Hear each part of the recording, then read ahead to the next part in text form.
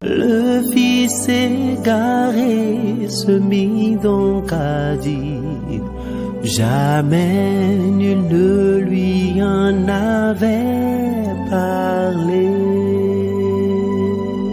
Apostolat Time, c'est une émission de Homocélé Voice consacrée au ministère de la foi. Apostolat Time, c'est la parole de Dieu par un oint de Dieu pour le peuple de Dieu. Apostolat Time, c'est le salut. C'est le salut. Bien-aimés en Christ, amis téléspectateurs de Homocélé Voice, nous voici encore devant vous aujourd'hui sur l'émission Apostolat Time pour développer le thème de la semaine intitulé « Jeunesse de mon Église, comment gères-tu quotidiennement ton temps ?» Nous allons implorer la présence de Dieu parmi nous. Jéhovah, Jésus-Christ, Saint-Michel, Dieu est tellement bon, descends et donne-nous la force à pouvoir publier ta parole. Au nom puissant de Christ. Amen. Bien-aimés en Christ, amis téléspectateurs de Homocélé Voice, le thème qui fait office de notre entretien cette semaine est intitulé « Jeunesse de mon Église, comment gères-tu quotidiennement ton temps ?» C'est une question. Alors, quand on parle de jeunesse, la jeunesse, c'est la période la plus active de notre vie. C'est ça la jeunesse. Et ça commence à partir de l'âge de l'adolescence. Lorsqu'on est adolescent, on dit voilà, il est jeune. Alors, être jeune, c'est bien. Mais être jeune qui plaît à Dieu, c'est encore mieux. C'est d'ailleurs ce pourquoi le thème parle de la jeunesse de mon Église. La jeunesse de mon Église, c'est l'ensemble des personnes alors qui appartient à l'Église. C'est pourquoi on parle de la jeunesse de l'Église. La jeunesse de l'Église. Bien-aimés en Christ, il faut comprendre que lorsqu'on parle de gérer, gérer c'est administrer. Administrer pour quelqu'un ou pour soi-même, dans un intérêt donné. Alors ici, il s'agit d'administrer, il s'agit de gérer, d'administrer, donc de gérer le temps. Et il faut comprendre que le temps, c'est l'instant présent. Dès qu'il apparaît, qui est remplacé par un autre instant présent. L'instant présent, lorsqu'il apparaît, est remplacé par un autre instant présent. On parle du temps, on parle de la période, on parle du moment, on parle de la date, donc le temps présent, le temps passé et le temps futur. Ici, il s'agit alors du temps consacré à l'œuvre de Dieu, puisque nous ne voulons pas parler du temps général. Le temps général, c'est-à-dire le temps en entier d'un jeune, non. Mais le jeune de l'Église, le temps qu'il consacre à l'œuvre de Dieu, bien-aimé en Christ. Alors, quand nous prenons Ecclésiaste, chapitre 3, le verset 1er, la Bible nous déclare que il y a un temps pour tout. Il y a un temps pour tout. Un temps pour toutes choses sous les cieux. Un temps pour toutes choses sous les cieux. Donc le jeune que nous soyons, jeune que tu es, tu dois savoir qu'il y a un temps prédéfini pour toutes choses. Et ce temps est déjà défini par Dieu. C'est pourquoi on dit le temps est le second nom de Dieu. C'est Dieu qui gère en réalité le temps. Et tout est prévu. Et lorsque le moment vient, alors tu constates que tu es dans ce temps-là. Donc tu dois prévoir et tu dois t'organiser pour avoir les armes nécessaires pour gérer le temps dans lequel tu es. Le verset 2. Un temps pour naître. Un temps pour naître. Nous qui sommes là, toi qui m'écoutes, c'est parce que tu es vivant. Tu es né. Un jour, c'est pourquoi tu m'écoutes, tu es vivant encore. C'est pourquoi tu m'écoutes en ce moment. Donc l'homme est né. Lorsque l'homme naît, il doit savoir qu'il doit mourir. Donc un temps pour naître. Un temps pour mourir. Un temps pour mourir, merci. Dans un temps pour naître, un temps pour mourir. Et quand l'homme naît, l'homme doit savoir qu'il doit mourir. Donc il va savoir gérer ce temps-là.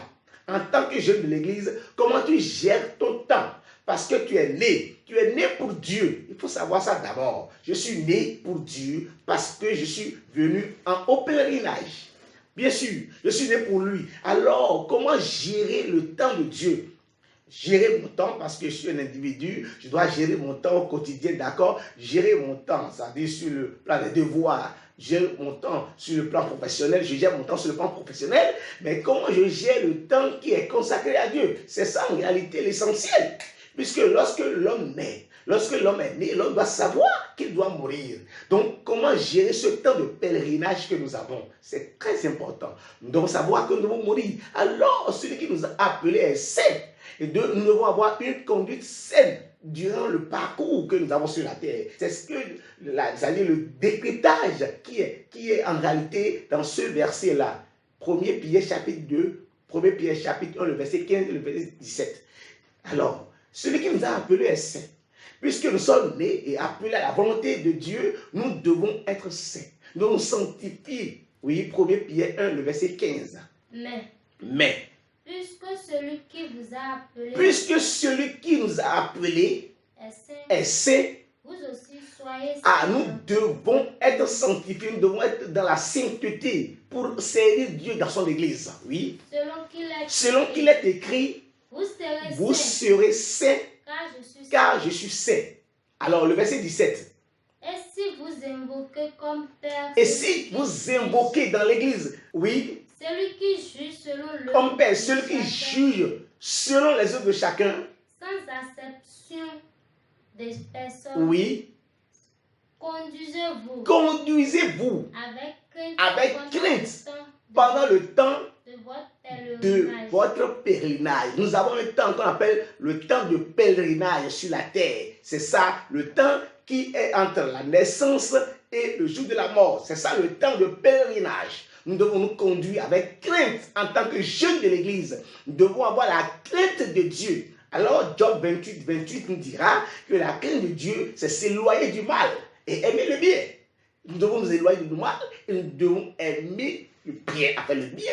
Donc nous devons être alors dans la sanctification pour celui qui nous a appelés. C'est ça en réalité le décryptage, c'est ce qui est sous ce verset. Vous voyez un peu, quand nous lisons le verset 5 et le verset 8, qu'est-ce que la Bible dit? Le verset 5 et le verset 8, oui. Ecclésiaste chapitre 3, le verset 5 et le verset 8. Un temps pour lancer des pierres. Il y a un temps pour lancer des pierres. Un temps pour ramasser des pierres. Un temps pour ramasser des pierres. Un temps pour embrasser. Il y a un temps pour embrasser. Un temps pour s'éloigner des embrassements. Un temps pour s'éloigner des embrassements. Le verset 8. Un temps pour aimer. Ah, nous avons un temps pour aimer. Puisque nous sommes, c'est-à-dire sur la terre, nous sommes encore au pèlerinage, il y a des moments que nous devons savoir. Et quand le temps est venu, le temps, il y a un temps pour s'aimer, oui, un temps pour aimer et un temps pour haïr. Lorsque le temps d'aimer vient, nous devons aimer les uns les autres. Mais lorsque le temps haïr, alors quelqu'un va nous haïr. Celui-là qui est ton frère va te haïr. Celui-là qui est ton prochain, qui est ton ami sincère, va te haïr. En ce moment, quelle est l'âme dont tu te disposes alors pour surmonter ça? C'est de ça qu'il s'agit. Parce que la Bible dit d'aimer celui qui te haït. Il faut l'aimer. Alors tu prends les armes de l'amour pour surmonter cela. C'est très important. Il faut qu'il nous souvienne, Jésus-Christ connaissait bien que Judas Iscariote allait le livrer. Mais pourtant, il était avec lui. Il a tout fait avec lui. Il dit, vous n'êtes pas tous purs. Il savait bien. Et il savait bien que Judas allait le livrer. Mais pourtant, il n'a pas écarté. Il était toujours avec lui. Ils mangeaient ensemble. Ils faisaient tout ensemble. Il faut surmonter en réalité le mal par le bien. Il savait que Judas allait le haïr. Il y a un temps défini pour haïr l'homme. Lorsque ce temps vient, il faut alors tout faire. Comme Romains chapitre 12, le verset 18 nous l'a dit. Romains chapitre 12, le verset 18. Il faut tout faire. Alors, Romains chapitre 12, le verset 18. S'il est possible, autant que cela dépend de vous, soyez en paix avec tous les hommes. Il faut créer la paix. Quand on dit aujourd'hui que dans l'église, on ne prône plus l'amour et que la haine, non. Est-ce que toi qui parles, tu prônes l'amour? On dit autant que cela dépendra de nous, il faut que nous prônons la paix. Lorsque l'autre te haït, tu sais que le temps est venu, tu surmontes en réalité. C'est ce dont en réalité la jeunesse de l'église a besoin.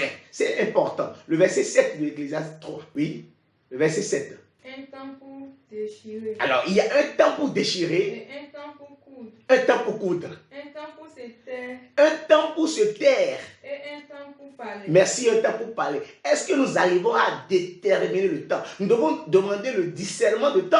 Dans la Bible, il y a des gens en Israël qui avaient la notion du temps et qui déterminaient le temps. Nous devons avoir cette notion-là pour savoir quel est le temps. C'est-à-dire quel est le temps dans lequel je suis. Si le temps dans lequel je dois me taire, il faut que je me taise. Jésus-Christ, lorsqu'il était sur la croix, et quand on lui parlait, il n'osait pas parler. Parce qu'il savait que mon temps, c'est le temps de silence. C'est le temps où je dois me taire. Il faut comprendre. Matthieu, chapitre 26, le verset 63. Le souverain sacrificateur se leva et lui dit, ne réponds-tu rien? Ne réponds-tu rien? Qu'est-ce que ces hommes déposent contre toi? Qu'est-ce que ces hommes déposent contre toi? On te dit des faussetés. Hein? On te dit ce que tu n'as pas fait. Et on te dit que c'est toi qui l'as fait. Des diffamations passées par là. Ah mais attends, mon frère, ce n'est pas le moment que tu parles. Parce qu'en réalité, tu es à un moment où tu dois te taire pour que Dieu même prenne alors ta vengeance. Oui. Jésus garda le silence. Alléluia. Jésus garda le silence. Il savoir le temps pour garder le silence. Pourquoi à ce moment? C'est pourquoi Amos 5, le verset 13, ça nous dira quelque chose. Amos dira, il faut déterminer ce temps. Il faut savoir déterminer les temps pendant lesquels nous devons nous taire. Parce qu'il y a un temps pour parler, nous devons parler pour montrer que nous sommes des enfants de Dieu. Mais il y a un temps où nous devons nous taire pour que Dieu même prenne le devant. C'est très important. Est-ce un temps, Dieu, jeunesse de mon église? Est-ce que tu arrives à discerner le temps pour laisser le temps propice à Dieu? Amos 5, le verset 13. Voilà pourquoi en des temps comme ceux-ci, le sage se tait. Car ces temps sont mauvais. Merci. Car ces temps sont mauvais. Le sage se tait. Tu es un sage, jeunesse de l'église. Alors, tu dois savoir les temps où nous devons nous taire. Parce que ce n'est pas tout le moment, pour le temps qu'on parle, bien aimé en Christ. La jeunesse de notre église doit savoir que nous devons acquérir la compétence. Alors, pour gérer au mieux l'église de demain. Aujourd'hui, nous devons alors chercher à connaître l'église, puisque notre église est une église révélée. Une église en réalité qui marche sur la voie de la prophétie. Une église alors venue des cieux. Est-ce que nous arrivons aujourd'hui à comprendre les fondamentaux de notre église? C'est de ça qu'il s'agit. Prenons notre temps. Au lieu alors de braver, c'est-à-dire d'aller à la dépravation ou d'aller alors comme les bœufs, il faut alors en ce moment en réalité, il faut que nous prenions ce temps pour étudier l'église. Comment tu gères quotidiennement? Quand on parle de quotidiennement, c'est tous les jours. Comment tu gères journellement ton temps? C'est très important. Comment tu gères? Il faut en réalité le mettre à profit, à la volonté de Dieu. Josué 1, verset 8 nous dira, il faut que ce livre de la loi ne s'éloigne point de ta bouche. C'est important. Combien de fois les chrétiens que nous sommes, surtout la jeunesse active, combien de fois nous lisons la Bible par jour, par semaine, par mois? Oui, Josué 1, verset 8. Que ce livre de la loi ne s'éloigne point de ta bouche. Oui. Médite-le. Jour et nuit, pour agir fidèlement selon tout ce qui est écrit. C'est important. Mais aujourd'hui, la jeunesse ne veut pas écouter en réalité. La jeunesse ne veut pas s'approcher en réalité des anciens de l'église pour acquérir, pour se fortifier, pour acquérir des connaissances de l'église. Nous avons en réalité des livres. Nous avons les sacrements, nous avons la construction, nous avons la lumière sur l'église céleste, nous avons les textes bibliques, nous avons le guide de prédicateur, nous avons tout dans notre église. Il faut que nous étudions l'église. La jeunesse, en réalité, doit prendre ce temps à profit, puisqu'il est vigoureux, comme Ecclésiaste 12, le verset 3 nous a dit, doit prendre ce temps à profit pour étudier en réalité l'église dans laquelle il est. C'est très important. Ecclésiaste chapitre 12, le verset 3. Ecclésiaste chapitre 12, le verset 3. Mais souviens-toi de ton Créateur pendant les jours de ta jeunesse. C'est ça. La jeunesse, en réalité, doit souvenir de son Créateur. C'est pourquoi il disait qu'être jeune, c'est bien. Mais être un jeune qui plaît à Dieu, c'est encore mieux. La jeunesse de l'Église doit en réalité mettre son temps à profit pour connaître l'Église dans laquelle c'est très important. Puisque je dis tout à l'heure qu'en réalité, nous savons que nous sommes vivants. Puisque nous sommes vivants, alors nous devons savoir que nous allons mourir. Mourir pour qui? Mourir pour Dieu ou mourir pour qui? Alors pour mourir, alors pour Dieu, pour être appelé, alors il faut que nous marchions dans la voie de Dieu. Pour être appelé par lui, c'est important. Lorsque le riche était ici, sur la terre, et Lazare était là, le riche n'avait pas profité ce temps, n'avait pas laissé ce temps à profit de son Dieu. Mais Lazare avait mis ce temps à profit de Dieu. Profit de Dieu, c'est quoi? C'est marcher sur la volonté de Dieu, c'est tout. Marcher sur la... Donc la jeunesse de notre église doit en réalité marcher sur la volonté de Dieu. Et doit en réalité chercher l'ancien sentier. C'est de ça qu'il s'agit. Quand on parle de Jérémie chapitre 6, le verset 16, qui dit que nous devons aller chercher les anciens sentiers. Cela veut dire quoi? Cela ne veut pas dire de s'accrocher à un ancien forcément. Mais lorsque nous lisons les textes, les fondamentaux de l'église, et qu'il faut que nous approchions encore des anciens pour demander ce qu'il y en est. Comment ils ont fait? Quand on dit que c'est au bout de l'ancienne corde qu'on tisse la nouvelle, c'est de ça qu'il s'agit. Alors, mais quand tu t'approches de l'ancien et que tu vois que peut-être l'ancien n'est pas celui pour qui tu devais, ou celui chez qui tu devais aller, tu te retournes, ce n'est pas un problème. Mais il faut que nous approchions d'abord auprès de ces anciens-là. Jérémie 6, le verset 16. Oui. Ainsi parle l'Éternel. Placez-vous sur les chemins. Et regardez. Et demandez quels sont les anciens sentiers. Quelle est la bonne voie? Marcher, si c'est de ça que la jeunesse doit demander, doit identifier la bonne voie et doit marcher. La jeunesse doit marcher en réalité sur la bonne voie. Alors, c'est pourquoi Ecclésiaste, le sage nous dira, Ecclésiaste 9, le verset 8. Qu'est-ce que le sage alors dit?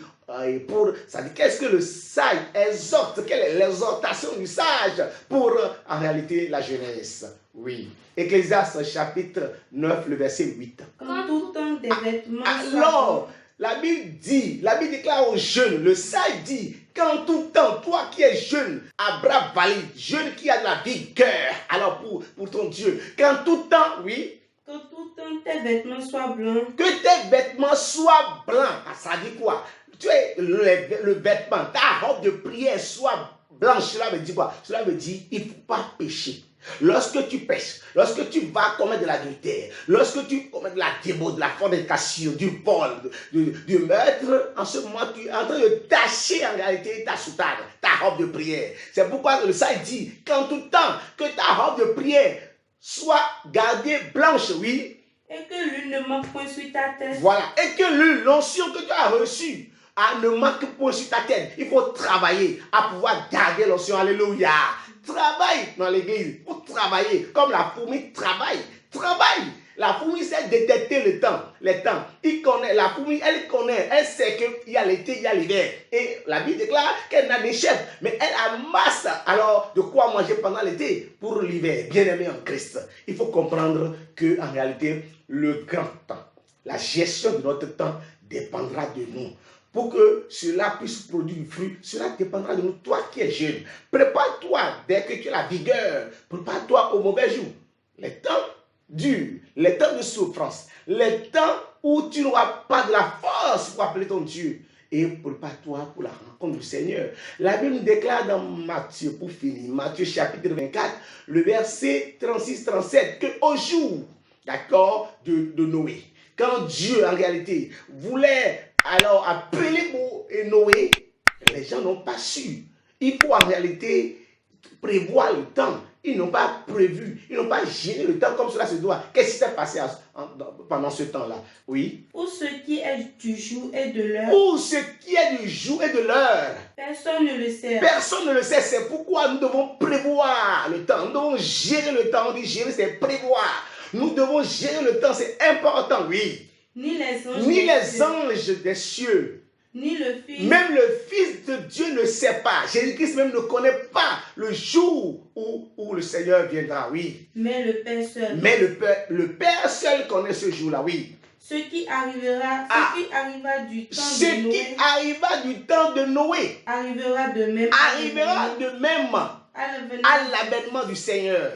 Alors oui, car dans les jours qui précèdent le déluge, les hommes mangeaient et alors, ils n'ont pas apprécié le temps, ils ne savent pas discerner le temps. Ils ne savent pas qu'en réalité, ce temps, c'est le temps de déluge. Il faut se préparer pour entrer dans l'âge de Noé. Alors, ils mangeaient. Ça, ils se laissaient au manger. Toi, en ce moment où le temps était précieux pour que tu fasses la volonté de Dieu, fasses l'œuvre de Dieu, que tu donnes ce temps, tu prends ce temps pour te divertir. Tu prends ce temps pour parler de n'importe quoi. Tu prends ce temps alors pour faire de n'importe quoi. On dit, la Bible déclare qu'ils prenaient ce temps pour manger, oui. Buvaient. Pour boire, oui.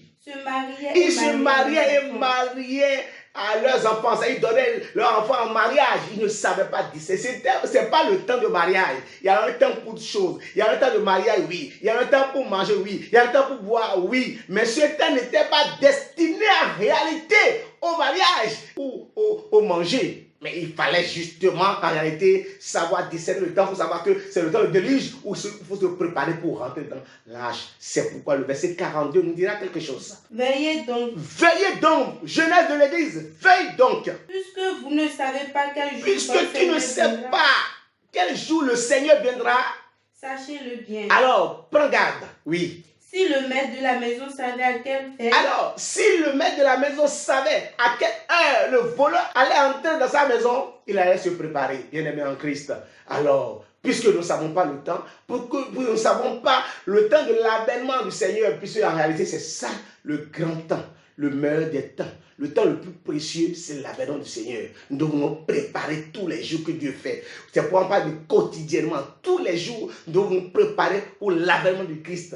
Que Dieu, lorsqu'il viendra, qu'il nous trouve avec de bonnes œuvres et que nous soyons enlevés avec lui. Que le nom soit loué. Jeunesse de l'Église, fortifie-toi, prends courage, car de bonnes choses sont devant toi. C'est que lorsque tu es dans l'Église et tu travailles pour Dieu, il y aura de la récompense. Que le nom soit loué au nom de Christ. Jéhovah, Jésus-Christ, Saint-Michel, Dieu est tellement bon. Apprends-nous à discerner le temps afin de nous apprêter à ton avènement. Au nom puissant de Christ. Amen. Amen. Amen au Seigneur Jésus-Christ. Alléluia.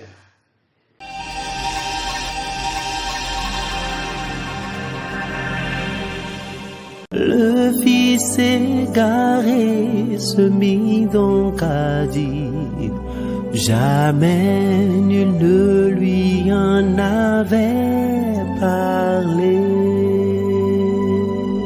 Apostolat Time, c'est une émission de Homoselect Voice consacrée au ministère de la foi. Apostolat Time, c'est la parole de Dieu par un de Dieu pour le peuple de Dieu. Apostolat Time, c'est le salut. C'est le salut.